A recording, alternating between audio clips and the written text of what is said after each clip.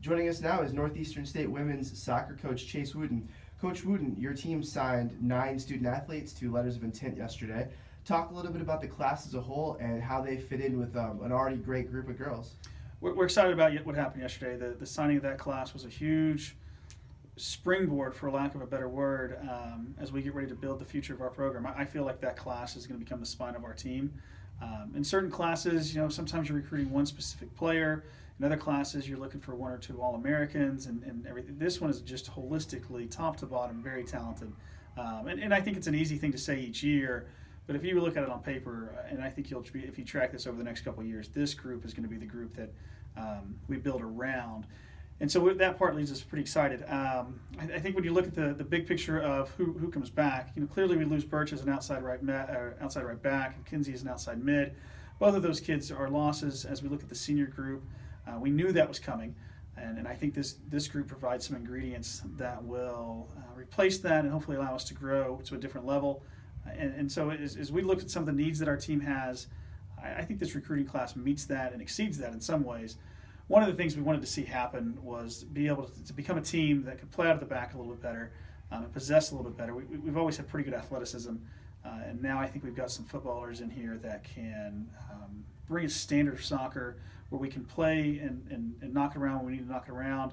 And if we catch a team flat and we can play them behind, then that gives us that option too. And so it's just a matter of now threading the two entities together, that returning group that we're pretty satisfied with. We didn't graduate a ton, and a really, really great 2016 class. You were able to take the team to the finals of the conference tournament last year. This is your 7th recruiting class. One thing that you mentioned yesterday in your release was, you said this is your strongest class top to bottom. What makes it that way? Well, it's, again, looking at it from a standpoint of minus the goalkeeper piece, which wasn't on our radar for 2016 for the most part. We're happy with where we are in that position in depth. We've got some kids that can come on the field tomorrow and play up top for us. We have some kids that will likely start for us as central midfielders in 2016. Some of these kids can play outside mid. We've got a couple of those kids that can play in the back, and I feel like they could play in those positions right now. And so we're not trying to take one forward and make them an outside back and shuffle people around. We're at a point where the kids that are coming into us can play a position that fits the need for us, and we were pretty specific on who and what we were trying to grab in 2016, and I think we were able to achieve that. And I think it's a good fit. We wanted, one of the things you learn over a little bit of time is that you want the right player on the physical side, but we wanted the right character player too. We wanted somebody that wanted to be here, that was willing to compete, that liked to compete, that were the leaders of their teams in those types of environments. And we feel like that's going to transpose to some good things for us as we look into the 2016 season. Before we get into the individuals here, one more overall question. You got a lot of players out of Tulsa, a lot of local seniors. How nice is it to have such good crop of talented players in the area? It's really a rarity to see that kind of play out. There was a club team. It was one of those deals where there's a club team in that age group of 98s that would have 2 or 3 good wins, in my opinion, and then there's another club team that had 2 or 3 good wins. There was not just one dynasty team. And so we were able, in my opinion, to get some of the best players off each of those age groups, and I feel privileged that they're willing to spend their college careers with us. I think it's a great fit for both them and for us. But no, I think that's just an anomaly of a year that we've got that much Tulsa talent. If you look at our roster, that's not historically how we recruited. But it just seemed to be good fits for lots of these kids. And there's some kids outside of Tulsa. You've got an Oklahoma City one, you've got an Arkansas one. But for whatever reason in 2016, certainly Tulsa had a really great group of seniors in this past class. And there's always going to be great players. Tulsa's a big enough city to support that. To have this many that NSU was able to capture and recruit into and feel like they could be a part of the family and those types of things, it's just been a really nice 2-year working process for us. Well, we'll kick it off with a Broken Arrow product from Tulsa, Shelby Brewster. So Shelby was one of our early kids. We liked Shelby a lot, and I said this in the press release yesterday that I think Shelby can come in and play right away. Assuming everybody stays healthy and all those types of deals. With her, she's really creative in small space. Good little ball winner, but she's quick. And I think she already has a pretty good understanding of when to be dynamic 1v1 and when to combine with people around her.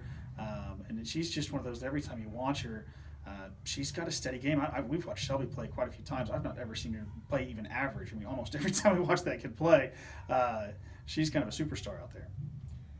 Elk City product, Hannah Burks. So Hannah's a fun one for us, and we stumbled into her in an ID camp, and it was late in the process, and I wasn't really at that ID camp for any real senior recruiting, and it was the summer a year ago, and so as we go into this, we kind of went to visit with her after the camp and started that communication line and those kinds of deals, and she was still open and came and took a visit, and it worked out really well. And I think she brings some athleticism and some work ethic, on both sides of the ball for Hannah, really. In that environment, that game opens up to 11v11, and she really shines. And so it's one thing to be really special on the ball. It's another thing not to do the defensive work. I think with Hannah, we're going to get both.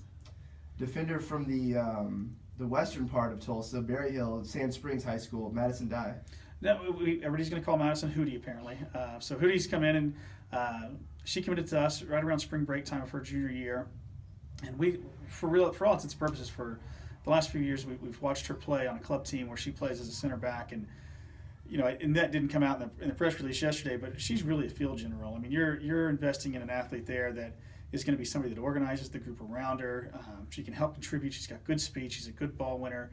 We talked earlier the need to be able to play out of the back a little bit better. I see Hootie over the next couple of years growing into a world-class center back for us, and we've got some good defenders in stock right now, but. As we phase those players out, I think Hootie's lifeline here for us will be in the defensive holding position or in that center back role, and I think she could come in and do some great things. Keeping the lineage going from the Tulsa soccer club, the Hurricane, Andrea Gill from Broken Arrow. So Andi's a fun story. When we were watching Shelby, we kind of stumbled into Andi in this, and I'd heard some really good things from some coaches in Tulsa about her, and what stood out to us is she just was such a steady defender, and that was not necessarily something that we're immediately drawn to, but she is just that good defensively. She doesn't get beat 1v1. She's tough as nails on the 50-50 challenges. And so in that picture, we were like, okay, well, this kid can come in and really do some good things for us as a defender, and what that role needs. As time has gone on with Andi, holy cow, on the ball, she's spectacular. She does such a good job defensively for the teams that she plays on that sometimes what she can do on the ball is overshadowed. But we watched her in camp, and she's technically really special and sees the field at the college level already. And so with Andi, I think we can get a good, hard-nosed player that's not scared of any challenge, really, and then turn around and get somebody that we can still build through. Hurricane teammate Katie Green. So, and we saw Katie play when she was a kid. She was probably an 8th grader or a freshman, bumped into her at a camp years ago, and then a couple of years later you see her as a junior in high school, and she's grown and developed. And for Katie, I think she wanted to find a place where she could really love the game and enjoy the college soccer atmosphere and those kinds of deals, and I think NSU provides that for her. She's a kid with good speed. She's played as a center mid on our club team for the last couple of years, and in that environment she fits the need for them. Well, we were wanting to play a little bit more possession oriented, even from our wide position. So with Katie's athleticism, I anticipate pushing her to an outside back or an outside mid with some center mid traits where we're able to build and combine. And so I think that's a really good natural fit for us, and we're kind of glad she's gone through the process of being somebody that kind of oversee the field as a center mid and then thread that into playing an outside wide position for us. Skytook, Oklahoma product, Paige Lorenzo. We worked hard on Paige. We like her a lot. With Paige, she's a fun one to watch. Huge speed. She's just her top speed is really great.